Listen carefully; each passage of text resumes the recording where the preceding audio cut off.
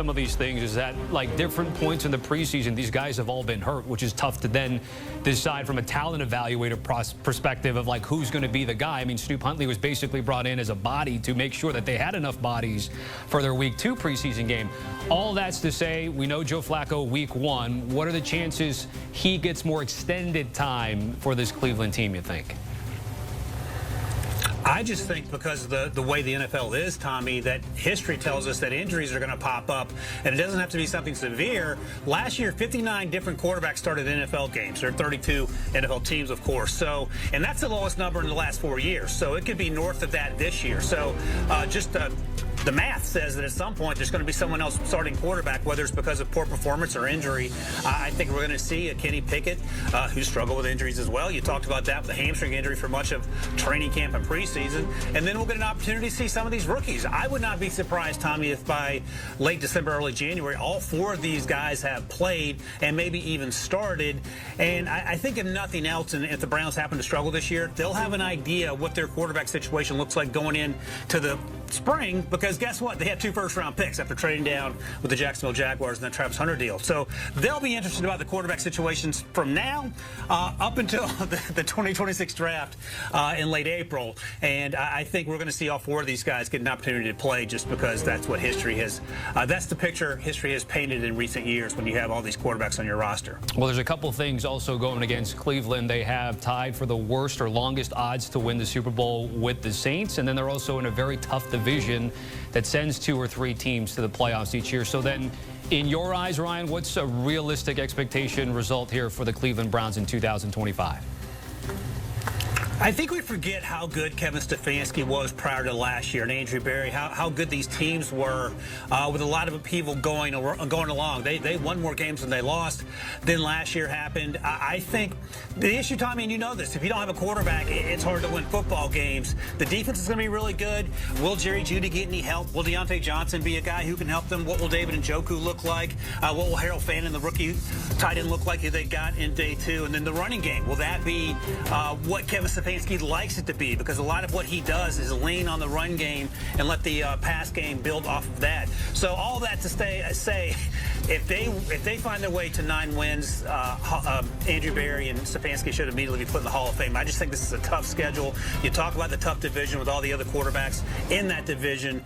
It feels more like, 5.5, 6 feels like the over-under. I don't know where Vegas currently sits, but that actually feels a little bit optimistic with all the stuff we've talked about over the last 4 or 5 weeks. You were spot on with that schedule. We flashed it up. The first 6 games are ultra tough. Ryan, certainly appreciated again. Cleveland coming into a season, they paid Sam Acho. He joins us now. And Sacho, we are now 11 days from the start of the NFL regular season. So give us Acho's 4 downs, the 4 biggest questions you got leading into Week 1. Yeah, first down is the question of how long can the 40-year-old Joe Flacco fend off these incumbent rookies? There's a few rookies in Kenny Pickett, if he gets healthy, that will be available. Will the 40-year-old veteran, the 20 years the NFL veteran, be able to hold off these rookies? My fear is that if the pocket starts to collapse, if the pressure is in the pocket and Joe Flacco is able to get sacked a few times, the Browns may make a change at quarterback. That's first down. Now, second down, my question is about Bo Nix and his sophomore slump. Now, if you ask Sean Payton, he says that sophomore slumps do not exist. It's really on everyone else around the quarterback. That means that Evan Ingram, who's a new addition, and Courtland Sutton will have to be huge, along with the offensive line. I think this Denver Broncos team is ascending. Talk about their offense, but the defense as well. They led the NFL in sacks last year. It seems as if they'll do it again based off the production. Third down. Pass rush specialist Trey Hendrickson will be traded. We've seen the Cincinnati Bengals struggle early in the season the last several years. Last year, they did not make the playoffs. The defense was one of the worst in the NFL. Trey Hendrickson is in a holdout right now. Will he be traded? Will he sign back? What will he do, and what will that impact the defense, especially early in the season, with the offense being as dominant as they have been the last few years? And last but not least, fourth down, another pass rusher, Micah Parsons. Where will he end up? There's this contract situation, a saga between Micah Parsons and David Mulugeta, his agent, and Jerry Jones. It does not look like it's going to end amicably. Will Micah Parsons make a change? Will Jerry Jones come to terms? I cannot wait to watch how this ends up, not just over the next 11 days, but maybe even over the next few months. You don't really believe Michael Parsons will be with another team week 1, do you? I actually do. I don't know. I don't think he's going to suit up week 1. I don't know if he'll be traded by week 1, but I don't see him suiting up. I don't see Michael Parsons and David Mulugeta succumbing to the demands of Jerry Jones. Now, maybe Jerry Jones will have a change of heart. That's what I'm excited to see. I was about to say, Sam, you are out your mind.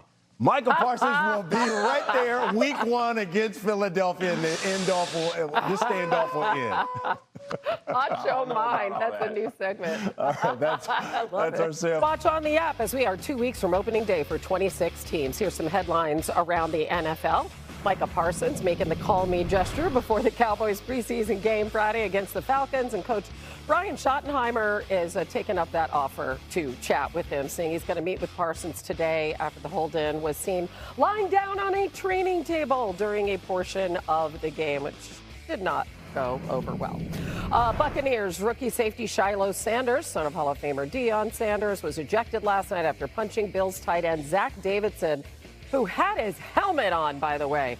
Sanders informed this morning by the Bucs that he is being waived. As for his brother, keeping it in the family, Shedeur Sanders got his final preseason tune-up against the Rams. It wasn't good. 3 for 6 for 14 yards, sacked 5 times, including 1 for 24 yards, and asked afterwards if he felt he should make the roster.